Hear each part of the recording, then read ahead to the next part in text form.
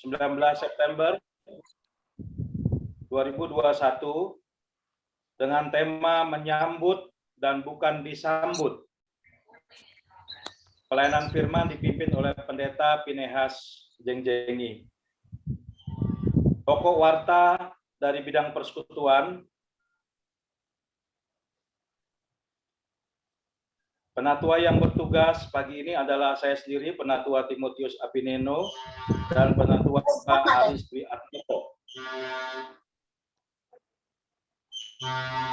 Bidang persekutuan mengundang jemaat dan simpatisan untuk hadir dalam persekutuan doa malam yang diadakan minggu ke-1, 3, dan 5 setiap hari Kamis jam 19.30. Demikian informasi disampaikan. Khusus pada Kamis besok ini karena minggu ke-4 diadakan pemahaman Alkitab. Bidang pembinaan.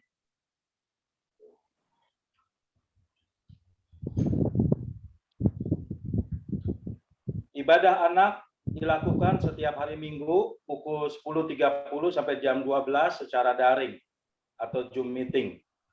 Begitu juga ibadah anak yang dilakukan setiap minggu di Bajem Harapan Kita dilakukan melalui channel YouTube GKI Pulau Mas Bajem Harapan Kita. Komisi Remaja. Ibadah Komisi Remaja diadakan pada hari ini Minggu 19 September 2021 dipimpin oleh Pendeta Christian Huta Barat dari GKI Jatimurni dengan tema Hidup dalam Pemeliharaan Tuhan.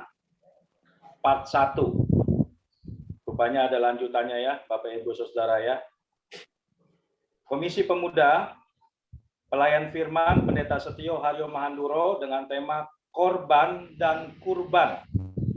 Korban dan Kurban. Diadakan pada hari Rabu 23 September 2021 pukul 20.45 via Zoom meeting. Mohon kehadiran rekan-rekan pemuda untuk ambil bagian. Diadakan pada pukul 20.45 atau jam 8.45 malam. Nah, ini tadi pemahaman Alkitab Jemaat. Majelis Jemaat mengundang jemaat dan simpatisan untuk mengikuti pemahaman Alkitab atau PA online pada hari Kamis 23 September 2021 karena Kamis besok minggu keempat ya diadakan PA pukul 19.30 sampai dengan 21.30 dengan tema masih lanjutan yang 2 minggu lalu, benarkah Yesus manusia dan Allah yang sejati. Benarkah Yesus manusia dan Allah yang sejati? Narasumber Pendeta Asigor Sitanggang, PhD. Baik, berikutnya, pokok warta berikutnya adalah anggota jemaat yang berulang tahun. Majelis Jemaat dan jemaat mengucapkan selamat ulang tahun bagi saudara yang berulang tahun pada minggu ini antara 20 September sampai dengan 26 September. Kepada Bapak JJ Nahomuri yang berulang tahun pada hari ini 19 September, Ibu Kartika Ruth Tupamahu Rabu 22 September, Ibu Carola Evelyn Kamis 23 September, adik Alena Evita Lapian Jumat 24 September. Juga untuk rekan-rekan Bapak Ibu jemaat yang ada di Bajem yang berulang tahun sepanjang minggu ini, selamat ulang tahun, panjang umur, sehat selalu, Tuhan memberkati. Amin. Baik, demikian saudara pokok-pokok warta jemaat pada pagi ini. Sebelum kita memulai ibadah, mari kita bersaat teduh sejenak.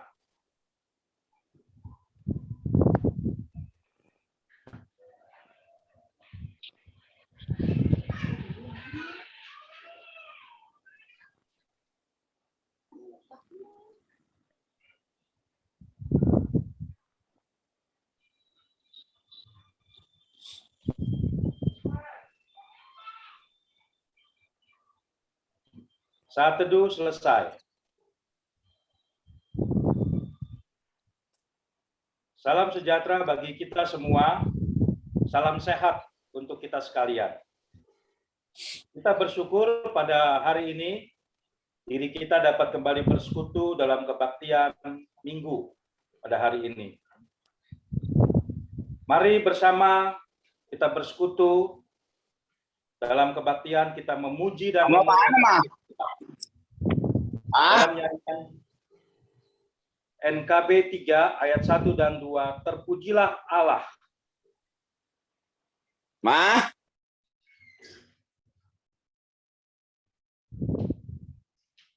Jemaat saya jemput untuk bangkit berdiri.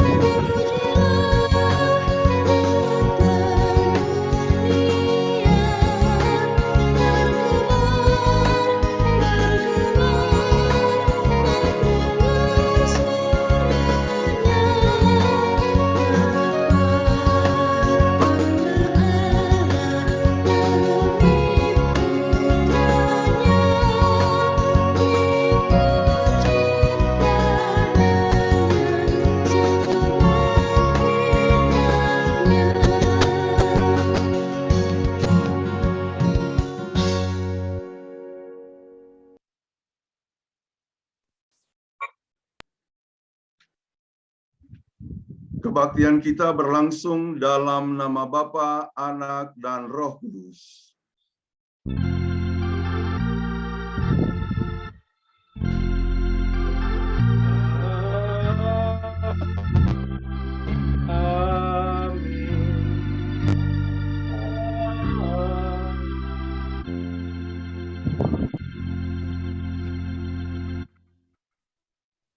Tuhan beserta dengan saudara. Dan beserta saudara juga. Jemaat disilakan duduk kembali. Jemaat yang dikasihi Tuhan Yesus Kristus, tema kebaktian Minggu pada saat ini adalah menyambut, bukan disambut. Kita diingatkan bahwa Tuhan Yesus terus berusaha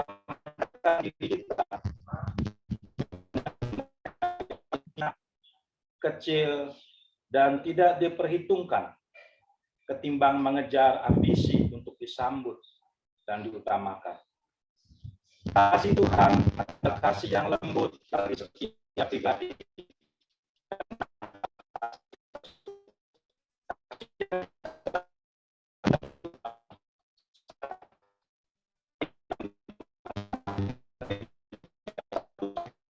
Kasih Tuhan lembut.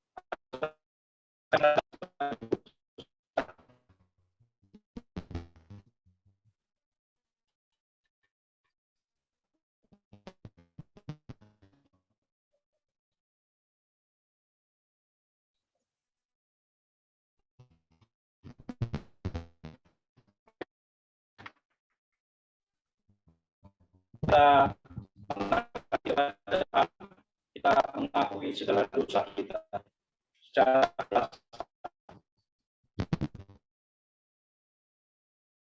bukan oleh harta dan suara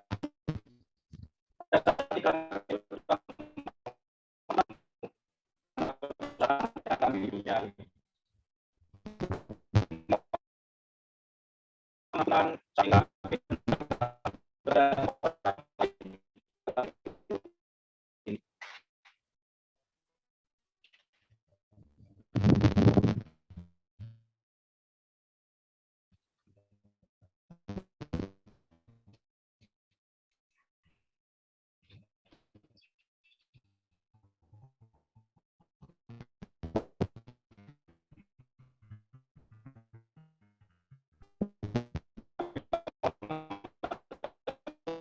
kami, saat diri kami tidak peduli terhadap mereka yang membutuhkan pertolongan kami. Ampuni kami atas ketidakpedulian yang kami lakukan.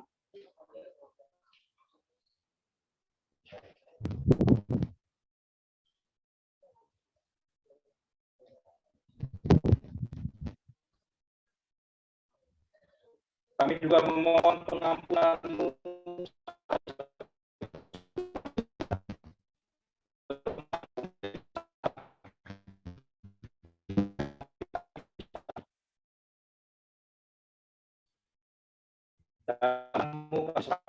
kami. Inilah doa kami yang kami bawakan dalam nama-Mu.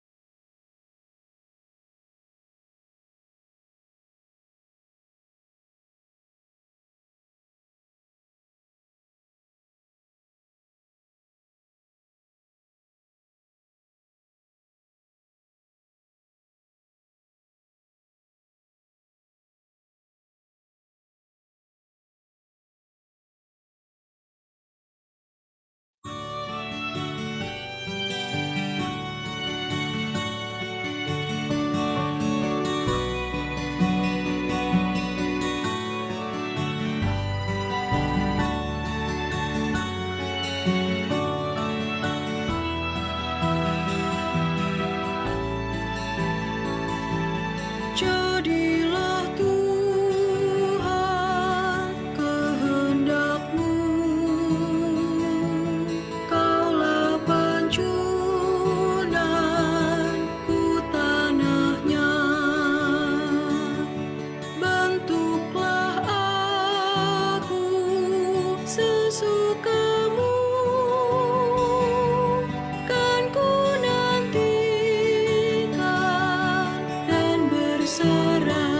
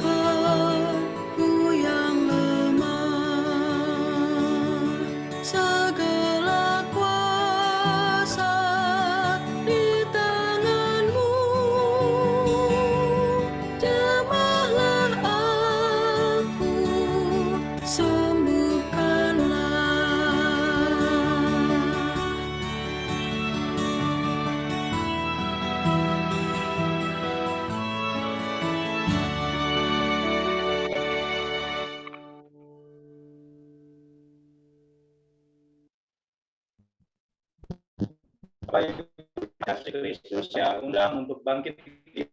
Kita akan menerima berita anugerah dari Tuhan.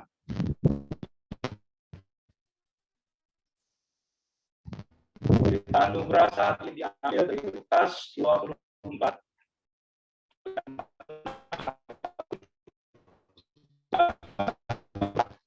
ayat 4 sampai 47.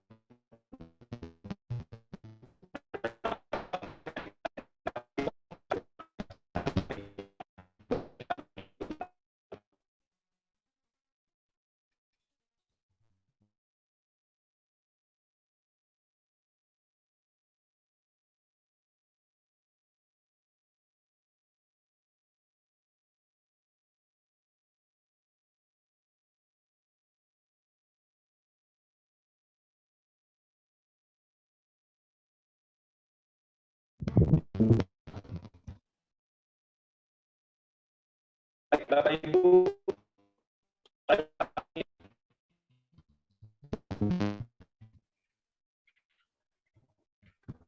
berita anugerah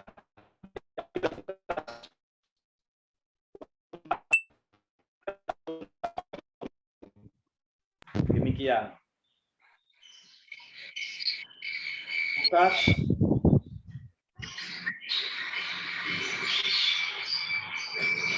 24 ayat 46 sampai 47. Katanya kepada mereka, ada tertulis demikian, Mesias harus menderita dan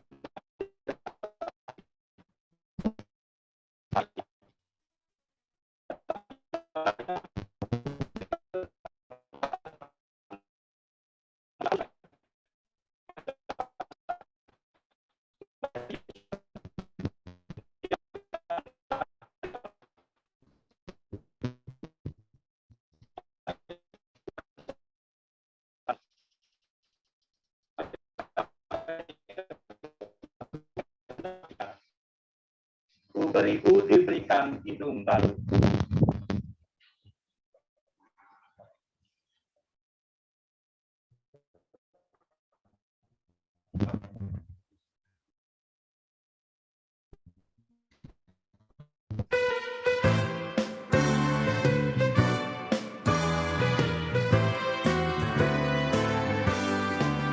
Ku diberikan hidung baru oleh Yesus Tuhanku, irama lagu paling mulia, hidung kasih yang merdu. Hatiku bersukacitalah, bersukacitalah, bersukacitalah. Hatiku bersukacitalah di dalam Yesus Tuhanku. Ku mengasihi Tuhan Yesus yang tersalib bagiku. Segala dosaku dihapusnya, hingga baru hidungku. Hatiku bersukacitalah, bersukacitalah, bersukacitalah. Hatiku bersukacitalah di dalam Yesus Tuhanku.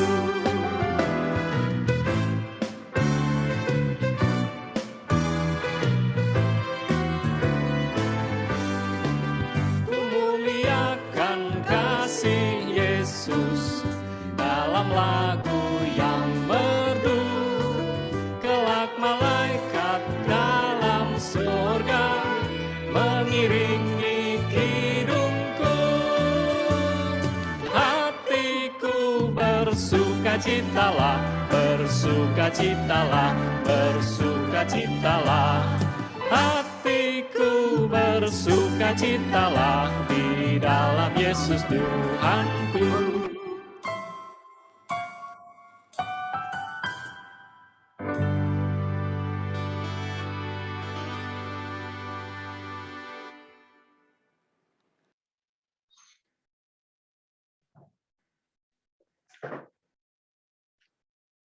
Bapak, Ibu, Saudara-saudara,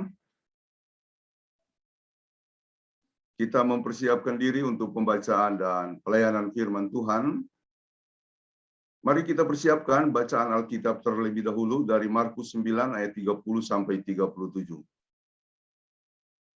Kita persiapkan pembacaan Alkitab dari Markus 9 ayat 30 sampai 37.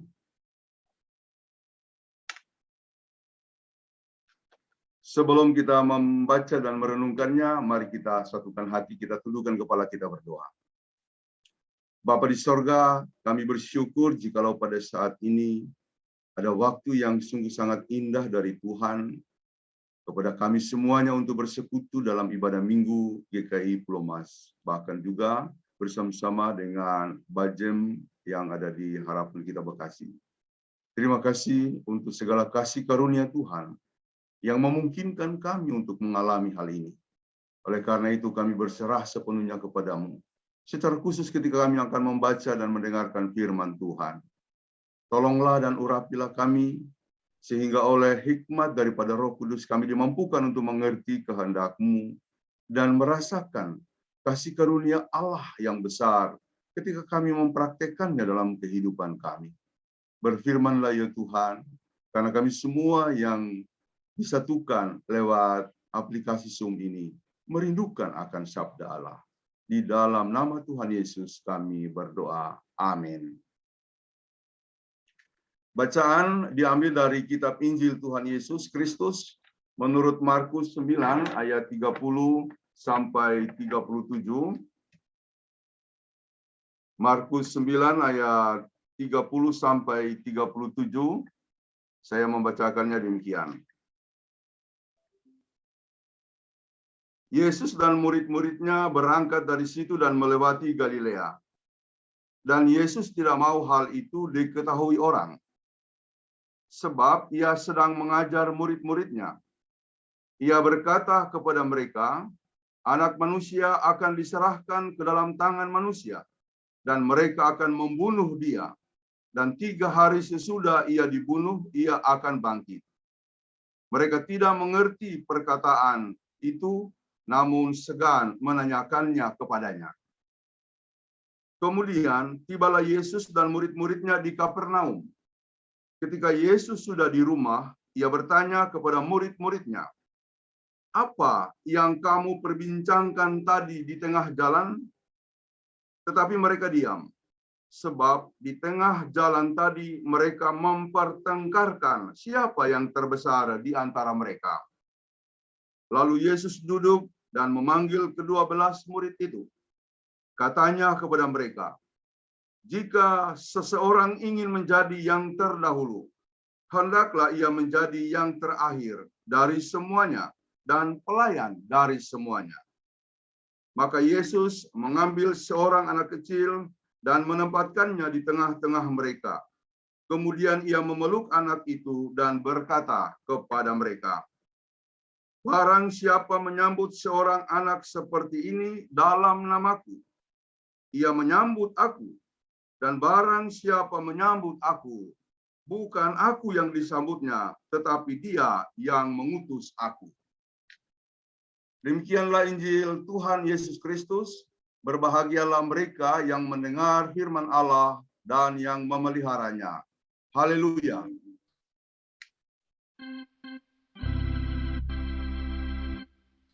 Haleluya, haleluya, haleluya.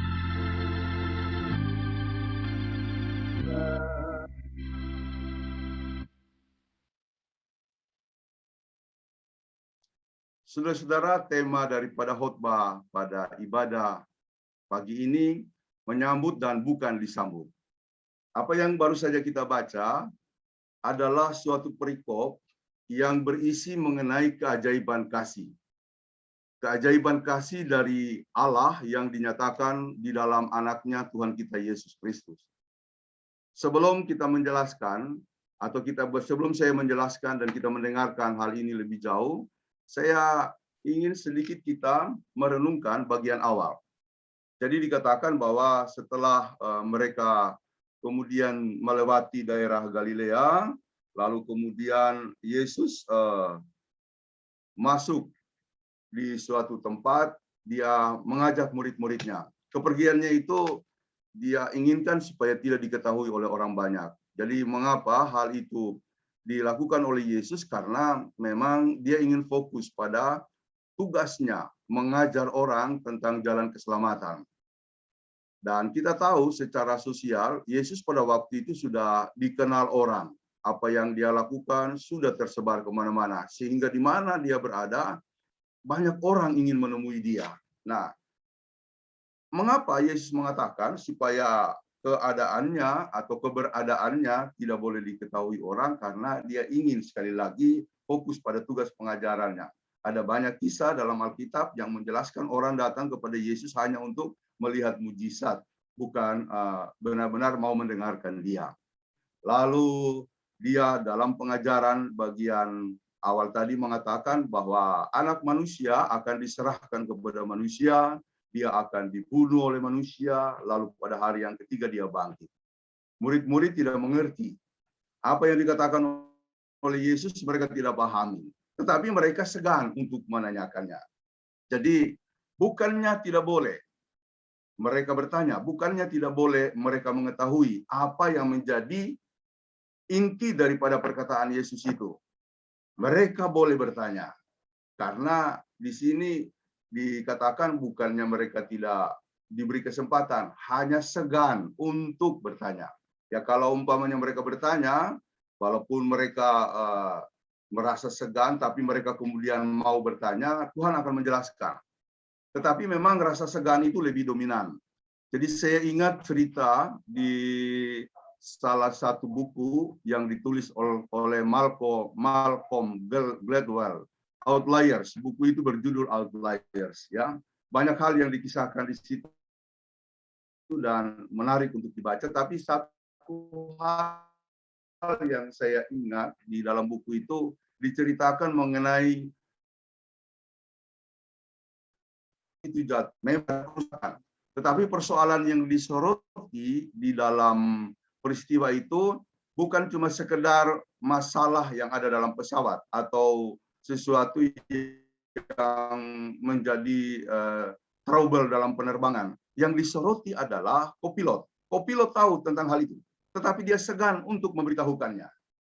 Nah, karena ia segan untuk memberitahukannya, lalu terjadilah masalah. Pesawat kemudian tidak bisa dikendalikan, dan ketika mau jatuh, lalu kopilot baru bilang kepada pilotnya di sampingnya, itu ada pesawat ini memang bermasalah. Ya, saya tidak memberitahukannya dari awal, karena saya pikir semuanya akan berjalan dengan baik. Tapi nasi sudah menjadi bubur, tidak bisa lagi dikendalikan, dan mereka mengalami kecelakaan yang membuat semua penumpangnya mengalami nasib yang naas. Nah, saudara-saudara, saya kira rasa segan itu adalah sifat manusiawi kita, dan itu ditekankan di sini untuk menjelaskan bahwa setiap manusia seringkali mengalami masalah dan kendala ketika rasa segan itu mendominasi. Memang ada rasa segan yang perlu dipelihara. Rasa segan kepada orang tua, rasa segan kepada atasan, karena dengan demikian kita tahu untuk memposisikan diri kita. Tetapi pada saat-saat tertentu, kita harus melawan rasa segan itu untuk kebaikan. Pak co-pilot tadi harus melawan rasa segan itu. Kalau memang dia tahu ada masalah, harus dia sampaikan kepada pilot supaya memang kita bisa mengatasi atau paling tidak kita membatalkan penerbangan. Sebab kalau sudah terjadi, ya tidak bisa lagi kemudian kita mundur.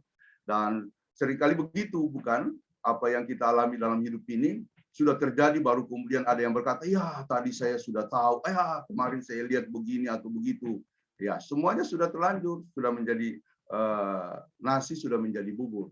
Dalam pelayanan, seringkali rasa segan ini juga membuat kita tidak dapat melakukan banyak hal. Ya, karena apa? Karena ya mungkin kita berpikir ya sudahlah, barangkali nanti ketua akan tahu dengan sendirinya, atau sudahlah kalau saya tanya atau kalau saya beritahu nanti saya repot. Ya, murid-murid memang merasa segan karena orang yang kita segani itu biasanya jauh lebih terhormat atau jauh berada di atas kita, atau juga mungkin menjadi bos kita, atasan kita. Nah, kalau saya tanya ada perasaan begini biasanya, nanti saya yang ditugaskan lagi kalau saya tanya, atau nanti saya yang jadi repot. Nah, itu yang biasanya sering terjadi. Yesus inginkan supaya rasa segan itu jangan lalu membuat kita terhambat atau tidak bisa melakukan apa-apa.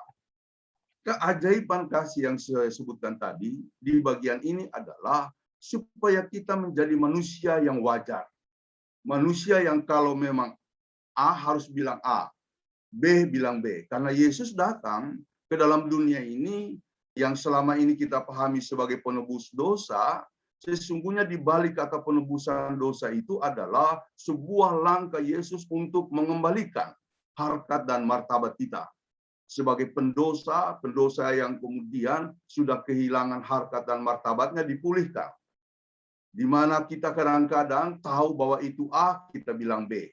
Tahu bahwa itu salah, kita bilang benar. Yang benar, kita bilang salah. Nah, lalu dengan kehadiran Yesus, dia ingin mengangkat harkat dan martabat kita. Atau dalam bahasa teologisnya, untuk memulihkan diri kita sebagai imago Dei, sebagai gambar Allah. Jadi, mari kita belajar dari peristiwa ini. Yesus bukannya tidak mau memberi penjelasan. Dia ingin sebenarnya mereka bertanya. Tetapi karena mereka segan, akhirnya dia kemudian melanjutkan semua proses pelayanannya sampai suatu waktu murid-murid sendiri akan melihat apa yang kemudian menjadi rahasia di balik perkataan itu. Nah, sesudah itu melangkahlah kita pada bagian yang kedua, di mana Yesus menuju Kapernaum. Di situ dia masuk ke dalam sebuah rumah, lalu kemudian dia bertanya begini kepada murid-muridnya, apa yang kamu perbincangkan tadi? Semua muridnya diam. Rupanya mereka bertengkar. Di sini dikatakan kata bertengkar, artinya apa yang mereka percakapkan begitu seriusnya, bahkan juga begitu pentingnya bagi satu dengan yang lain, sehingga ada ngotot-ngototan di dalamnya. Yesus melihat bahwa ada pertengkaran, walaupun mereka diam, Yesus tahu. Karenanya Yesus memberikan penjelasan. Dia mengatakan, barang siapa ingin menjadi yang terdahulu, maka dia harus menjadi yang terkemudian. Barang siapa ingin menjadi yang terkemuka, maka dia harus menjadi pelayan dari yang lainnya. Sebagaimana saya katakan tadi, kehadiran Yesus itu memulihkan harkat dan martabat kita. Yang tadi pertama-tama kita lihat manusia suka diliputi oleh rasa enggan yang begitu kuat, sehingga yang seharusnya dia bicara, yang seharusnya dia bertanya, yang seharusnya dia memberitahukan, lalu dia keep. Dia tidak lakukan. Yang terjadi adalah muncul masalah. Ya, Yesus ingin supaya ada semacam keterbukaan. Ya, manusia di mana-mana selalu diliputi oleh rasa enggan. Ada rasa enggan yang sangat hebat. Dan Yesus tahu rasa enggan ini seringkali membuat manusia tidak hidup normal atau tidak hidup dalam kewajaran. Sebagai manusia yang pertama dulu diciptakan oleh Allah adalah gambar Allah. Ya, mencerminkan nilai-nilai dalam tanda petik, nilai-nilai Tuhan. Yang kedua, ketidakwajaran itu tampak melalui apa yang kemudian disoroti Yesus pada bagian yang kedua tadi. Semua ingin menjadi yang terkemuka, semua ingin menjadi yang terdepan. Dan waktu itu orang memang selalu berada pada perlombaan yang sangat ambisius untuk menjadi lebih daripada yang lain. Dan itu juga terjadi pada murid-murid. Itulah sebabnya Yesus harus membereskan hal itu.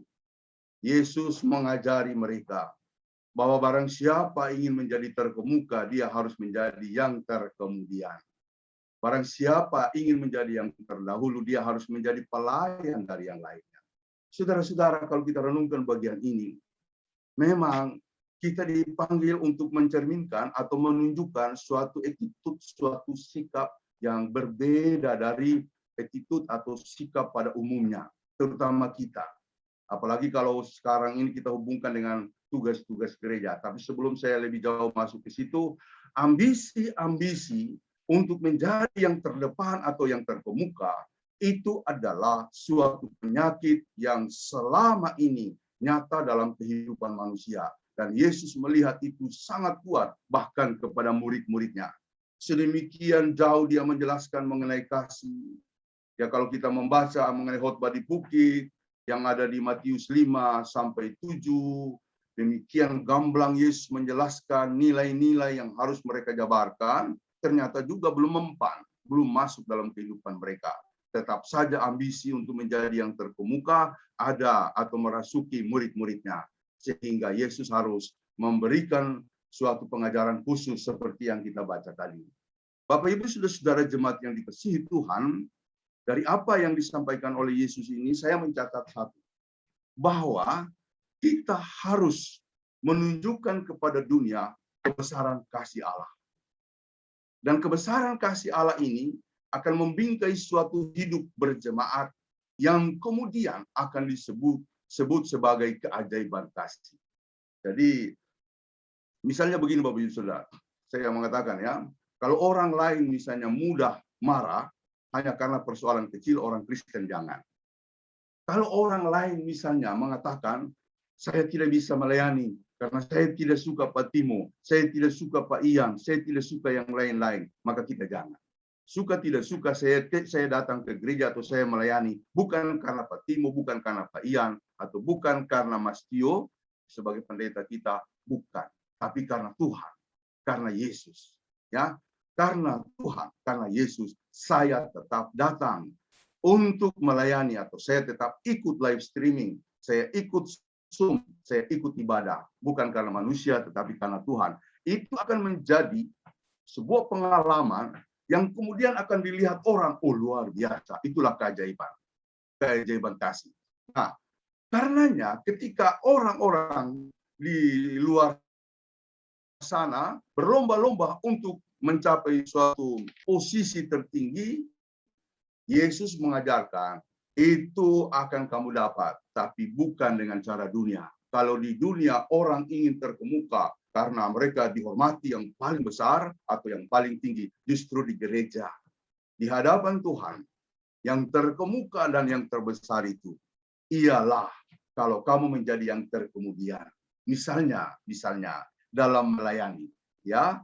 Dalam melayani, datang ke gereja kalau dalam kondisi normal. Ya kita tidak usah tunggu yang lain. Kalau ada yang situ tercecer, ada sampah di situ, tidak usah lalu teriak. Ini kenapa begini atau kenapa, siapa yang membuang? Mari kita angkat sendiri. Mari kita buang. Mari kita rapikan. Ya mungkin sebelum poster datang, barangkali poster ada tugas yang lain, atau barangkali juga ada urusan keluarganya, anaknya sakit. Ya tidak usah kita berteriak. Ini siapa? Mana poster? Mari kita lakukan. Siapa yang menjadi terkemudian atau merendahkan diri, lalu dia akan menjadi yang terkemuka di hadapan Allah. Apalagi kalimat berikut, siapa yang ingin menjadi terkemuka, dia harus menjadi pelayan dari yang lainnya. Nah, perlombaan-perlombaan yang kemudian muncul sebagai suatu alur birokratis, karena ada jenjang yang harus membuat mereka sampai pada posisi tertentu, boleh kita lihat atau barangkali di kantor-kantor, di perusahaan, boleh kita alami. Tetapi di dalam gereja, meskipun ada struktur, tapi pada prinsipnya Yesus mengajarkan kita supaya kita harus menjadi pelayan dari yang lainnya. Menjadi terkemuka itu adalah pelayan dari yang lainnya. Dan Yesus melakukan itu, saudara. Misalnya tradisi pemuritan, dalam tanda petik pemuritan, oleh rabi-rabi pada zaman Yesus, malah juga sebelumnya, adalah para sosok yang disebut rabi, itu kalau mencari murid, mereka nunggu di rumah, mendaftar, kayak sekolah-sekolah sekarang. Mereka mendaftar. Nah, Dan semua orang yang ingin belajar pada seorang rabi, lalu kemudian menjadi murid dengan cara mendaftar. Kemudian mendatangi si rabi. Yesus tidak. Dia mencari. Dia kemudian menemui orang-orang yang ingin dia ajak menjadi muridnya. Di pantai, di lorong, di pasar. Dia mencari. Dia mencari. Ya. Jadi dengan begitu, maka pola yang dikembangkan oleh Yesus sungguh adalah sebuah pola pelayanan yang radikal, yang total. Nah, kemudian Yesus berkata, setelah dia mengambil anak kecil, barang siapa menyambut anak kecil ini, ya, di dalam namaku, maka ia menyambut aku. Dan barang siapa menyambut aku, sebenarnya bukan aku yang disambutnya, tetapi dia yang mengutus aku, Bapa di sorga. Maka tema hari ini akan kita soroti dari peristiwa tadi, peristiwa itu. Ketika Yesus mengajarkan murid-muridnya supaya siapa yang ingin menjadi terkemuka, dia harus menjadi yang terkemudian, atau siapa yang ingin menjadi terdahulu, dia harus menjadi pelayan yang lainnya, maka sikap yang harus mereka miliki adalah bagaimana mereka menyambut seorang anak kecil. Orang anak kecil itu kan anak yang boleh dibilang polos. Ya polos semuanya lah. Tanpa duit, ya paling dapat jajan. Kemudian tanpa prestise, tanpa prestasi, ya namanya juga anak. Biasa-biasa saja kita abaikan juga. Yang nggak ada pengaruhnya. Ya, kecuali kalau anak kita sendiri. Tapi kalau umpamanya kita menjumpai anak-anak di jalan, lalu kemudian kita nggak menegur mereka, ya nggak ada urusan, yang nggak penting juga. Ya, dia tidak mempengaruhi karir saya, pekerjaan saya. Tapi kalau umpamanya bos yang lewat, wah kita harus salami itu. Tetapi Yesus mau mengatakan, bernilai atau tidak anak kecil ini. Tapi kalau kamu menyambut di dalam namaku, maka kamu akan menyambut aku. Dan kalau kamu menyambut aku, kamu bukan menyambut aku, tetapi kamu menyambut Bapa di sorga. Begini saudara-saudara. Menyambut Yesus memang adalah sebuah sikap terbuka kepada siapapun. Orang itu berharga atau tidak, kita harus sambut. Tetapi tidak semua orang mampu melakukannya. Tidak semua orang bisa melakukan itu. Ya, tidak semua orang melakukan. Karena itu Yesus mengatakan di dalam namaku. Nama adalah ikon dari suatu sosok. Nama adalah menunjuk pada pribadi. Menyambut dalam namaku adalah menyambut seperti diriku. Menyambut seperti apa yang aku ajarkan, menyambut seperti apa yang aku sampaikan. Jadi prinsip menyambut dalam arti yang dimaksud oleh Yesus ini sesuai dengan pengajaran Yesus, sesuai kasih Yesus. Ya, kalau kita tadi menyebut satu istilah keajaiban kasih, ini pun akan menjadi langkah berikut bagaimana kita akan mengalami keajaiban kasih, yaitu menyambut semua orang. Menyambut orang-orang yang hina itu, menyambut orang-orang yang tidak punya kesempatan seperti kita itu di dalam bingkai kasih Yesus. Kalau tidak, maka kita tidak akan punya kepekaan, tidak punya sense of crisis. Sampai hari ini kita masih dilanda pandemi dengan sangat kuat. Ya puji Tuhan sudah mulai melandai. Kita doakan supaya waktunya nanti benar-benar bisa kita atasi. Nah, ketika pandemi masih ada, banyak orang yang menjerit, Bapak Ibu. Dan banyak gereja yang saya lihat peduli, sangat peduli, termasuk DKI sangat peduli. Tetapi juga ada gereja yang tidak mau tahu.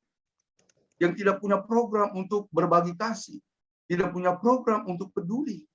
Ya karena apa? Karena keajaiban kasih itu dia tidak punya. Dan mereka memandang orang-orang itu bukan dalam nama Yesus. Bukan dalam titik pandang Yesus, bukan dalam bingkai Yesus. Kita memandang mereka itu dengan bingkai birokrasi atau dalam bingkai kemanusiaan kita yang umum begitu. Sehingga ya sudahlah, pasti mereka bisa lah. Mana mungkin mereka nggak bisa berjuang. Memang susah sih hidup, saya juga susah Pak. Ya, langsung membandingkan, saya juga susah, saya juga nggak bisa makan. Kalau umpamanya kata-kata itu kita keluarkan, atau kita nyatakan, maka kita belum sungguh-sungguh menyambut mereka. Ya, anak kecil dalam tanda petik, yaitu mereka yang dalam kesusahan, kesulitan, orang yang dianggap marginal. Kita tidak akan sanggup menyambut mereka. Sanggupan untuk menyambut mereka adalah ketika kita mempatrikan dalam hati kita kasih Yesus. Bila mana kamu menyambut anak kecil ini, di dalam namaku kamu menyambut aku. Dan kalau kamu menyambut aku, bukan aku yang disambutnya, tapi adalah dia yang mengutus aku. Jadi Yesus itu adalah sebuah pintu, sebuah jalan bagi kita menuju kepada Allah. Juga sebaliknya, sebuah pintu atau sebuah jalan untuk Allah menghampiri kita. Yesus sudah datang dan menjadi Allah yang sejati. Dia berjumpa dengan kita. Ketika Yohanes melihat Yesus, dia melihat kehadiran Sang Mesias, tetapi dia juga berkata, lihatlah anak manusia itu. Kehadiran Allah yang nyata di tengah-tengah kita. Mari Bapak Ibu Saudara-saudara, kita mengembangkan pelayanan kita yang luas sebagai suatu penyataan kasih Allah. Suatu kasih yang ajaib, kasih yang melampaui kondisi-kondisi yang normal, kasih yang melampaui segala sesuatu yang kita jalani dalam taraf biasa-biasa saja. Kasih Yesus adalah kasih yang penuh kepekaan, kasih yang penuh pengorbanan, menjangkau sampai ke bagian-bagian yang paling bawah, menembus bagian-bagian yang paling atas, merangkul sesuatu di kiri kanan tanpa batas dan tanpa sekat. Tuhan memberkati seluruh jemaat GKI Pulau Mas, bahkan juga Bajem Harapan Kita Bekasi, dan semua orang yang ikut serta dalam ibadah ini. Amin. Kita masuk saat teduh.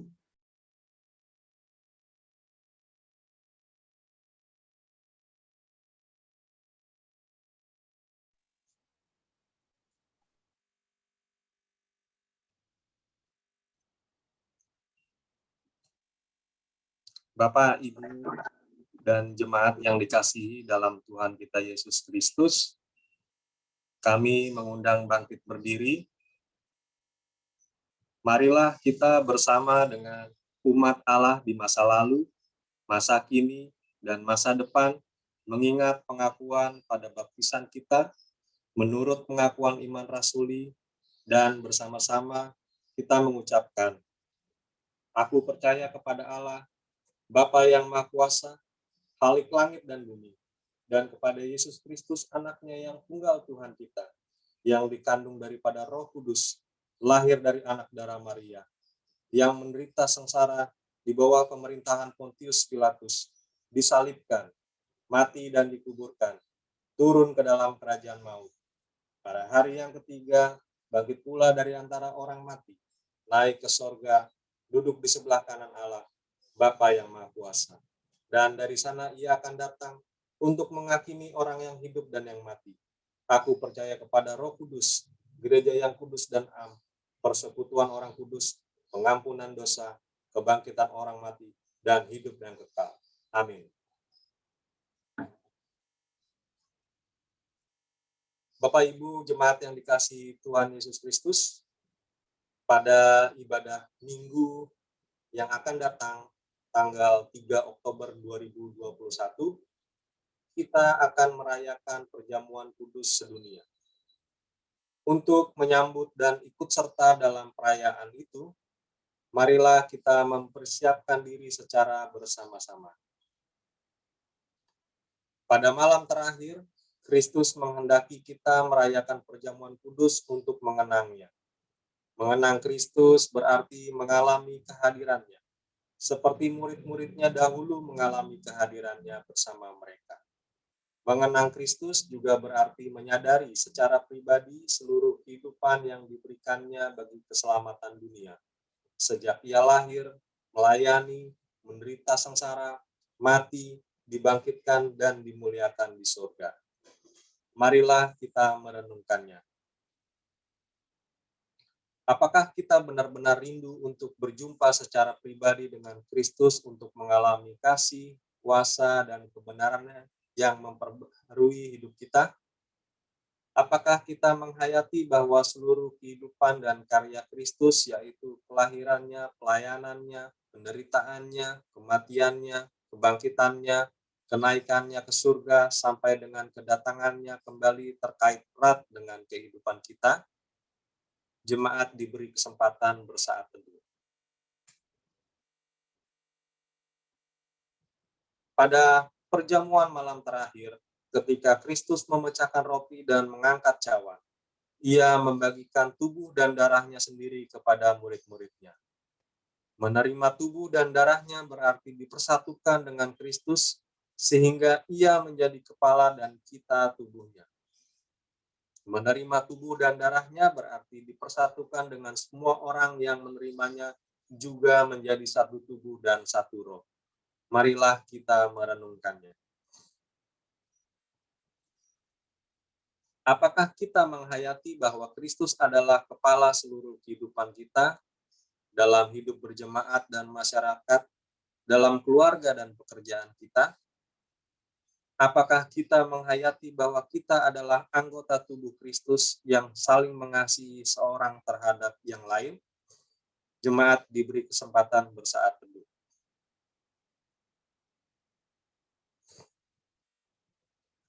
Ketika kita bersatu dengan Kristus, roti hidup yang dipecah-pecahkan bagi dunia ini, kita pun dipersatukan dalam kematian dan kebangkitan Kristus. Dipersatukan dengan Kristus berarti diutus untuk mengosongkan diri dan menyangkal diri, memikul salib dan mengikut Kristus. Dipersatukan dengan Kristus, kita berarti diutus untuk memberi hidup kita demi keselamatan dunia. Marilah kita merenungkannya. Apakah dalam persekutuan dengan Kristus kita mau berkorban dan menjadi berkat bagi sesama manusia? Apakah kita menyadari bahwa sebagai anggota tubuh Kristus di tengah dunia, kita menjadi mata dan telinga bagi Kristus yang melihat dan mendengarkan, serta peduli terhadap kebutuhan dan masalah sesama? Sudahkah kita menjadi mulut bagi Kristus yang menyuarakan kebenaran dan keadilan dalam lingkungan kita? Sudahkah kita menjadi tangan bagi Kristus yang berkarya memperjuangkan damai sejahtera di muka bumi? Jemaat diberi kesempatan bersaat teduh. Kiranya Roh Kudus menolong kita semua dalam mempersiapkan diri untuk merayakan perjamuan kudus ini.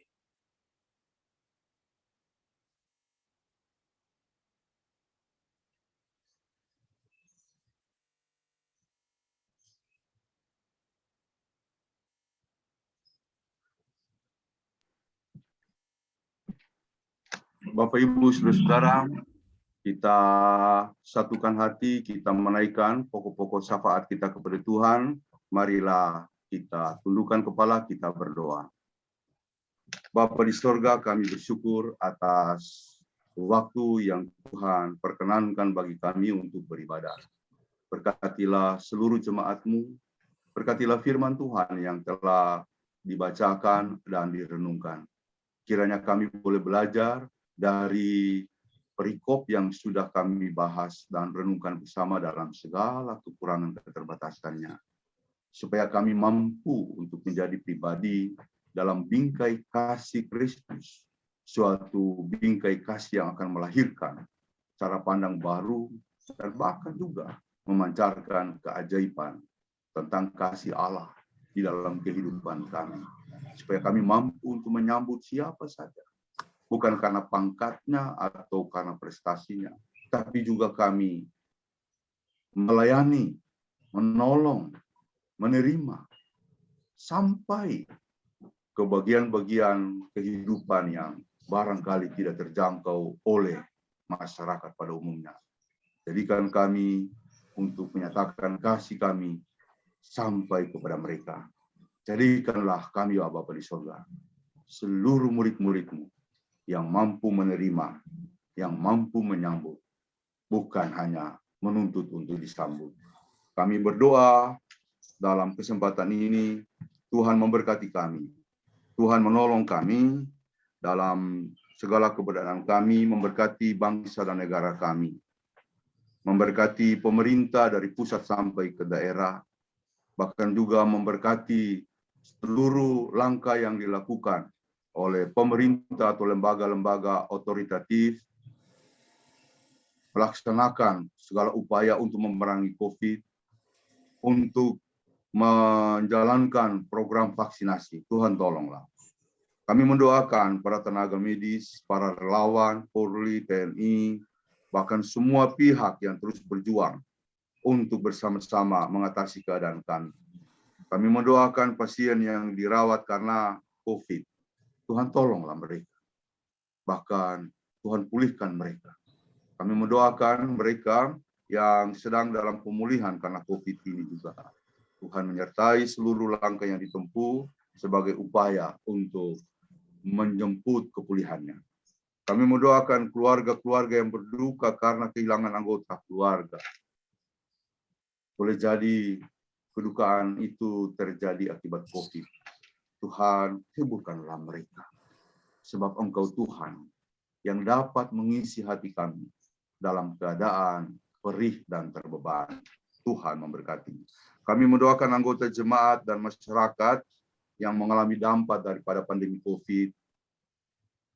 Mereka mengalami PHK ataupun hal-hal yang lain sebagai sesuatu yang membebani akibat pandemi ini. Tuhan tolonglah mereka.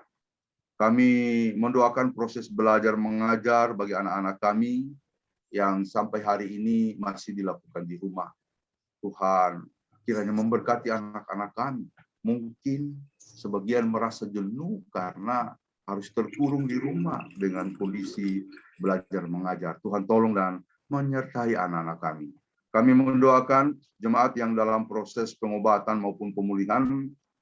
Kami mendoakan adik Andreas P. Leonard Sitorus, Ibu Noni Sali Ride Gunawan, Bapak P. Girsang, Bapak Tigor Manurung, Bapak J. Siringoringo, Ibu Wasti, Bapak Anggiat Siringoringo, Bapak Christian Siahaya, Ibu Asih Huta Barat, Bapak Frans Siahaya, Saudara Marcel Pelokila, Ibu S. Siahaan, Ibu Popi Kaya, Oma Erika Harahap, Ibu Katalia Lauren, Ibu Esi Manjuntak, Ibu Koni Hanggoro, Bapak Willem Tumangkeng. Tuhan kiranya menyertai semua saudara-saudara kami yang sakit ini. Ya Bapa di sorga, kami mendoakan bagi semua saudara jemaat GKI Pulau Mas dan Bajem yang terpapar COVID.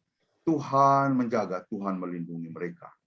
Kami juga mendoakan anggota jemaat yang berada di luar kota, bahkan di luar negeri. Dari tempat ini kami memohon, kiranya penyertaan Tuhan akan selalu nyata di tengah-tengah kehidupan mereka. Anggota jemaat yang mencari pasangan hidup, Tuhan berkatilah kerinduan mereka. Tuhan akan membukakan jalan kepada mereka. Anggota jemaat yang mencari pekerjaan dan yang sedang dalam alur peningkatan karir, Tuhan tolonglah. Tuhan memberkati mereka. Kami mendoakan pelayanan di GKI Pulau Mas, bahkan juga pelayanan di Bakal Jemaat Harapan Kita Bekasi. Tuhan menyertai mereka dalam segala keberadaannya. Ya Bapa di sorga, kami juga mendoakan saudara-saudara yang dalam proses penyembuhan, pemulihan dari Bajem Harapan Kita Bekasi, Bapak Stefanus Sikuteru, Bapak Agustinus Lesnusa, Bapak Filipus Tenis, Bapak Monang Sitompul, Ibu Subur Sitompul, Ibu Mince Kapitan, Ibu Risma Meraja, Ibu Linda Magdalena, Ibu Usraini menyertai dan memberkati mereka. Kiranya kasih Allah akan penuhlah dalam kehidupan mereka sehingga mereka mengalami kekuatan daripada Tuhan sehingga akhirnya mereka beroleh kesembuhan-Mu. Kami juga berdoa ya Bapa di sorga untuk warga jemaat GKI Pulau Mas, Bajem Harapan Kita yang bersyukur, yang berulang tahun. Demikian juga keluarga-keluarga yang bersyukur, yang merayakan ulang tahun pernikahan. Tuhan memberkati. Tuhan menolong mereka dalam segala keberadaannya. Bapa, hidup kami hari ini kami pertaruhkan dalam tangan-Mu yang penuh kuasa. Kami mempersiapkan diri untuk menyambut perjamuan kudus sedunia tanggal 3 Oktober mendatang. Tuhan, kami masing-masing berserah kepada-Mu. Biar Tuhan berkenan untuk kami semuanya ikut dalam perjamuan kudus tersebut. Kuduskan hati dan pikiran kami. Jauhkan daripada kami melakukan hal-hal yang tidak berkenan daripada Tuhan. Sehingga pada waktunya nanti kami menerima roti dan anggur perjamuan. Kami tidak sekedar mengulurkan tangan, tetapi kami menerima kuasa Allah yang terkandung, bahkan yang termuat dalam prosesi perjamuan kudus lewat penerimaan roti dan anggur perjamuan kudus sedunia. Tuhan memberkati kami dalam persiapan tersebut. Terima kasih Bapa, inilah doa kami. Seluruh hidup kami hari ini, kami pertaruhkan dalam tangan. Tuhan memberkati semua pendeta, Tuhan memberkati semua majelis, Tuhan memberkati semua pelayan, Tuhan memberkati langkah kehidupan kami secara bersama-sama. Kami panjatkan doa kami ini hanya dalam nama Tuhan Yesus, yang mengajarkan kami berdoa bersama-sama. Bapa kami yang di sorga, dikuduskanlah namamu, datanglah kerajaan-Mu. Jadilah kehendak-Mu di bumi seperti di surga. Berikanlah kami pada hari ini makanan kami yang secukupnya. Dan ampunilah kami akan kesalahan kami, seperti kami juga mengampuni orang yang bersalah kepada kami. Dan janganlah membawa kami ke dalam pencobaan, tetapi lepaskanlah kami daripada yang jahat. Karena Engkau yang punya kerajaan dan kuasa dan kemuliaan sampai selama-lamanya. Amin.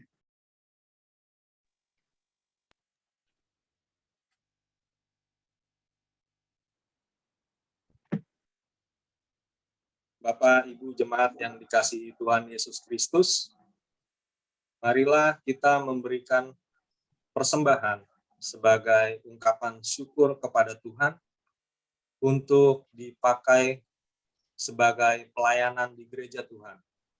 Dengan kita mendasari persembahan ini dari Roma 12 ayat 1.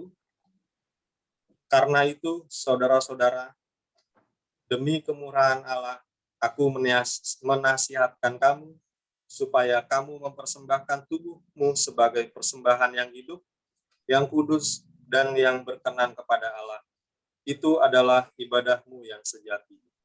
Bapak, Ibu, dan jemaat sekalian, persembahan bisa dikumpulkan melalui transfer ke masing-masing rekening yang tertera di dalam warta jemaat, baik di induk maupun di Bajem Harapan kita.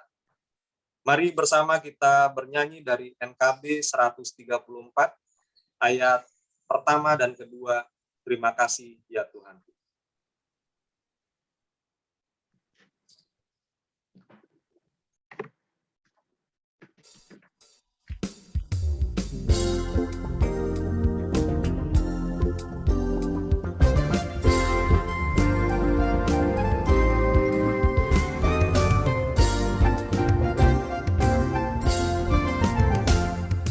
Terima kasih ya Tuhan atas hari pemberian, hari baru limpah rahmat dan dipenuhi oleh kasih-Mu. Kau curahkan pada umat-Mu, Kau curahkan pada umat-Mu.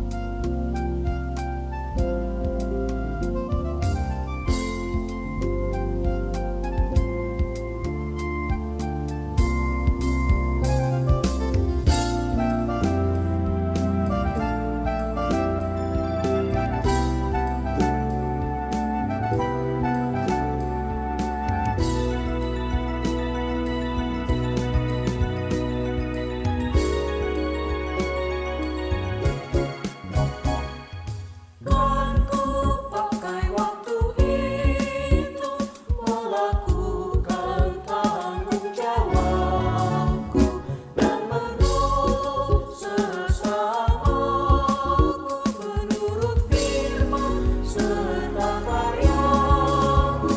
Karena itu makna kasih-Mu, karena itu makna kasih-Mu.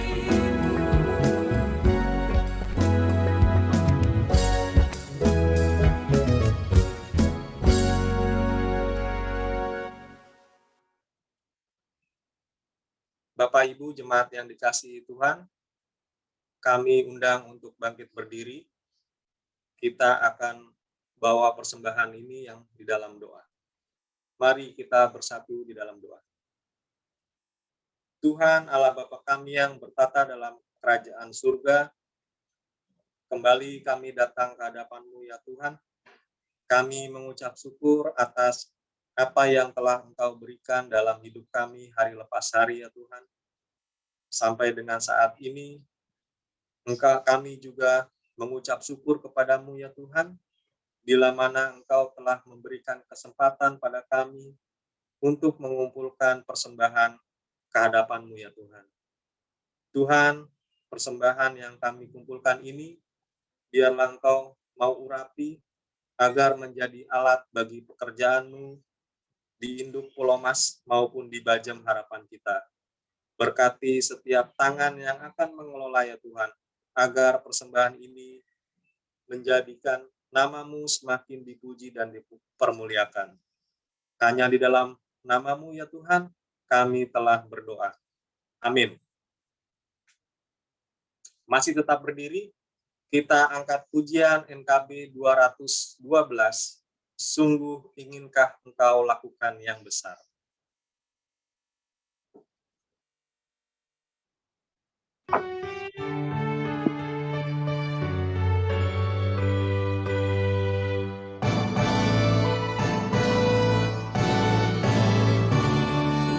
Inginkah Engkau lakukan hal besar, jangan tunggu tiba saatnya.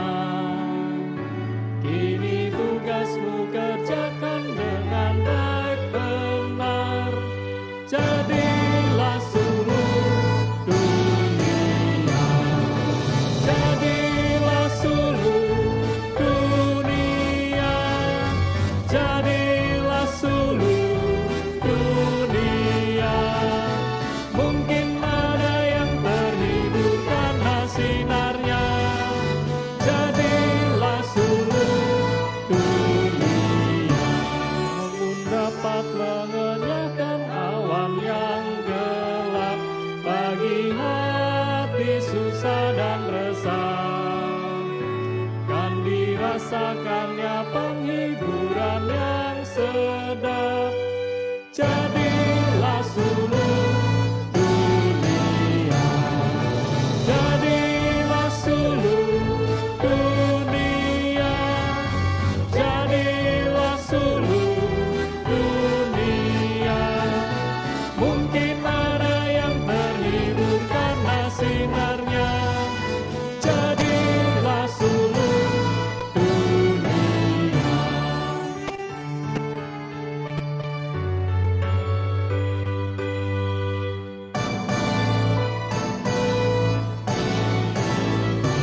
Tiap talentamu pasti ada artinya bila mencerminkan kasihnya.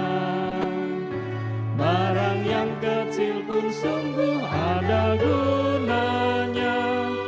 Jadilah suluh dunia. Jadilah suluh dunia. Jadilah suluh dunia. Mungkin ada yang terhibur karena sinarnya. Jadilah suluh dunia.